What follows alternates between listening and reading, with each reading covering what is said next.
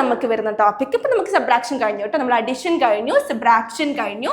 Next നമുക്ക് വരുന്ന ടോപ്പിക്കാണ് മൾട്ടിപ്ലിക്കേഷൻ. Okay, multiplication. ഇത് വളരെ ഇൻട്രസ്റ്റിംഗ്, ഇത് പേഴ്സണലി എൻ്റെ ഫേവറേറ്റ് ടോപ്പിക്കാണ് കേട്ടോ. ഇത് മൾട്ടിപ്ലിക്കേഷൻ ഓഫ് ഇൻറ്റീജേഴ്സ്. ഓക്കെ, ഇത് വളരെ നല്ല എന്താ പറയുക, കൺഫ്യൂഷൻസ് ഒന്നും ഇല്ലാത്ത രീതിയിൽ നമുക്ക് സിമ്പിളാക്കിയിട്ട് പഠിക്കാൻ പറ്റുന്നൊരു ടോപ്പിക്കാണ് മൾട്ടിപ്ലിക്കേഷൻ ഓഫ് ഇൻറ്റീജേഴ്സ്. ഓക്കെ, എങ്ങനെയാണ് വരിക? ഇതിന് നമുക്ക് 3 ടൈപ്സ് ഉണ്ട്. ഫസ്റ്റ് ടൈപ്പ് എന്താണ്? 2 പോസിറ്റീവ്, പോസിറ്റീവ് ഇൻറ്റു പോസിറ്റീവ്.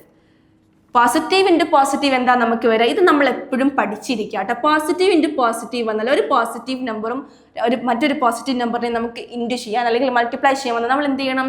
അത് പോസിറ്റീവ് തന്നെയായിരിക്കും. മൾട്ടിപ്ലൈ ചെയ്തിട്ട് പോസിറ്റീവ് സിമ്പിൾ ഇട്ട് കൊടുക്കുക. ഇനി നെഗറ്റീവ് ഇൻറ്റു നെഗറ്റീവ് ആണെങ്കിൽ നമ്മൾ എന്ത് ചെയ്യണം? നെഗറ്റീവ് ഇൻറ്റു നെഗറ്റീവ് ആണെങ്കിൽ അതും നമുക്ക് വരുന്നത് പോസിറ്റീവാണ്. ഇനി പോസിറ്റീവ്, ഒരു പോസിറ്റീവ് നമ്പറും ഒരു നെഗറ്റീവ് നമ്പറും ആണെങ്കിൽ ഇവിടെ നമുക്ക് എന്താ വരിക? ഇത് നെഗറ്റീവാണ്. ഇത് നമ്മൾ എപ്പോഴും ഇതങ്ങോട്ട് ബൈ ഹാർട്ട് ചെയ്ത പോലെ അങ്ങോട്ട് വിചാരിക്കാം. Just by heart it. ഇത് നിങ്ങൾക്ക് അറിഞ്ഞാൽ, ഇതിൽ നിങ്ങൾക്ക് ഒരു കൺഫ്യൂഷൻസും ഇല്ലെങ്കിൽ പിന്നെ മൾട്ടിപ്ലിക്കേഷൻ കഴിഞ്ഞു, അത്രയേ ഉള്ളൂ. ഇതിങ്ങനെ പഠിച്ചു വെക്കുക. Positive into positive, positive, negative into negative, positive, positive into negative, negative, അത്രയേ ഉള്ളൂ. സിമ്പിളാണ് കേട്ടോ. അപ്പോൾ ഇതിൻ്റെ ബേസിൽ നമുക്ക് ക്വസ്റ്റ്യൻസ് വന്നാൽ ചെയ്യാൻ പറ്റില്ലേ? പറ്റില്ലേ മാം? ഇത് റബ്ബ് ചെയ്യുന്നില്ല, നമുക്ക് ക്വസ്റ്റ്യൻസ് ചെയ്യാം കേട്ടോ.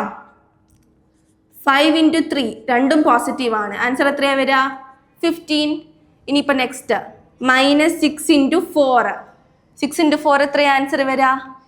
18. പക്ഷെ നമ്മൾ എന്താ പറഞ്ഞിരിക്കുന്നത്? ഒരു നെഗറ്റീവും ഒരു പോസിറ്റീവും ആകുമ്പോൾ നെഗറ്റീവ് സിമ്പിൾ ആണ്. അപ്പം -18 ആണ് ആൻസർ വരുന്നത്.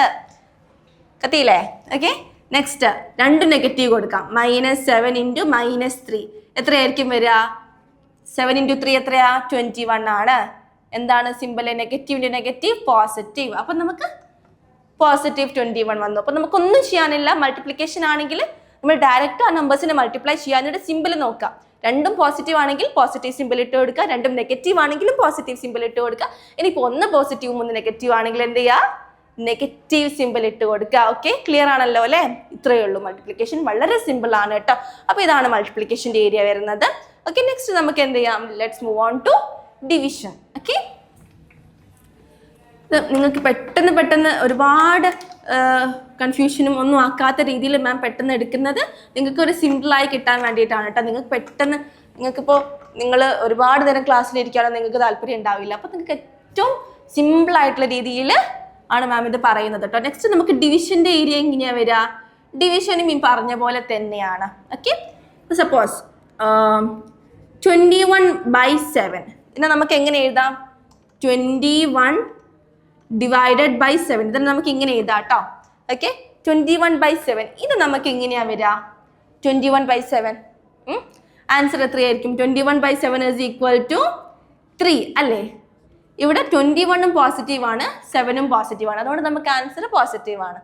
ഓക്കെ, ഇനി അടുത്ത കേസ് രണ്ടും നെഗറ്റീവ് ആണെങ്കിൽ -21/-7 എത്രയായിരിക്കും വരിക? മൈനസും ക്യാൻസൽ ആയി പോവും. അവിടെയും നമുക്ക് നമ്മൾ ഈ പറഞ്ഞ പോലെ നെഗറ്റീവിൻ്റെ നെഗറ്റീവ് പോസിറ്റീവ് അല്ലേ? അതേപോലെ തന്നെ നെഗറ്റീവ് ഡിവൈഡഡ് ബൈ നെഗറ്റീവ് അത് നമുക്ക് പോസിറ്റീവാണ് വരിക. 3 ആയിരിക്കും ആൻസർ. ഇനിയിപ്പോൾ നമുക്ക് 21 മാത്രമേ മൈനസ് ഉള്ളൂ. 21/7 ആണെങ്കിലോ ഇവിടെ നമുക്ക് എങ്ങനെയാണ് വരിക? -21/7 -3. കാരണം ഒന്ന് ന്യൂമറേറ്റർ എന്താണ്? ന്യൂമറേറ്റർ നെഗറ്റീവ് ആണ്. ഓക്കെ, ഇനിയിപ്പോൾ നേരെ തിരിച്ചിട്ട് -21/-7 ഇങ്ങനെയാണെങ്കിലും എങ്ങനെയാണ് വരിക? ഡിനോമിനേറ്റർ നെഗറ്റീവ് ആണ്. സോ ആൻസർ നെഗറ്റീവ് ആയിരിക്കും. ഇത്രയേ ഉള്ളൂ, സിമ്പിളാണ്. ക്ലിയർ ആയില്ലേ? ഡിവിഷനും കഴിഞ്ഞു. അപ്പം നമ്മൾ എന്തൊക്കെ കഴിഞ്ഞു? അഡിഷൻ കഴിഞ്ഞു, സബ്ട്രാക്ഷൻ കഴിഞ്ഞു, മൾട്ടിപ്ലിക്കേഷൻ കഴിഞ്ഞു, ഡിവിഷനും കഴിഞ്ഞു. അപ്പം 4 ഓപ്പറേഷൻസും ഇൻറ്റിജേഴ്സിൻ്റെ കേസിൽ നമ്മൾ എങ്ങനെയാണ് ചെയ്യേണ്ടതെന്നുള്ളത് നമ്മൾ ഇന്ന് പഠിച്ചു കഴിഞ്ഞു. ഏറ്റവും സിമ്പിളാണ് കേട്ടോ. എന്തെങ്കിലും ഡൗട്ട് ഉണ്ടെങ്കിൽ ഞാൻ കഴിഞ്ഞ വീണ്ടും പറയുകയാണ്, അഡീഷൻ പഠിച്ചാൽ മാത്രമേ സബ്ട്രാക്ഷൻ നിങ്ങൾക്ക് കിട്ടുള്ളൂ. ഓക്കെ, സബ്ട്രാക്ഷൻ നിങ്ങൾക്ക് കൃത്യമായിട്ട് മനസ്സിലാവണമെങ്കിൽ അഡീഷൻ നിങ്ങൾ തറവാക്കി, അതിലൊരു എക്സ്ക്യൂസും ഇല്ല. That is for sure. നിങ്ങൾ എന്തായാലും അഡീഷൻ നിങ്ങൾ കമ്പൽസറി ആയിട്ട് you must make sure that you are thorough with that topic and just go for it. Okay, next അത് കഴിഞ്ഞാൽ നിങ്ങൾക്ക് എന്ത് ചെയ്യാം, സബ്ട്രാക്ഷനിലേക്ക് പോവാം. ഓക്കെ, അപ്പോൾ ഞാൻ മുന്നേറ്റ് അപ്ലോഡ് ചെയ്ത വീഡിയോ ഉണ്ട്, അതൊന്നും നിങ്ങൾ കാണാത്തവർ പോയി കാണാൻ, അറിയില്ലെങ്കിൽ അതൊന്നും കൂടെ കണ്ട് കംപ്ലീറ്റ് മനസ്സിലാക്കിയതിന് ശേഷം മാത്രം നിങ്ങൾ ഈ വീഡിയോയിലേക്ക് വരാവൂട്ടോ. കാരണം സബ്ട്രാക്ഷൻ ഒക്കെ നിങ്ങൾക്ക് അഡീഷൻ മനസ്സിലായാൽ മാത്രമേ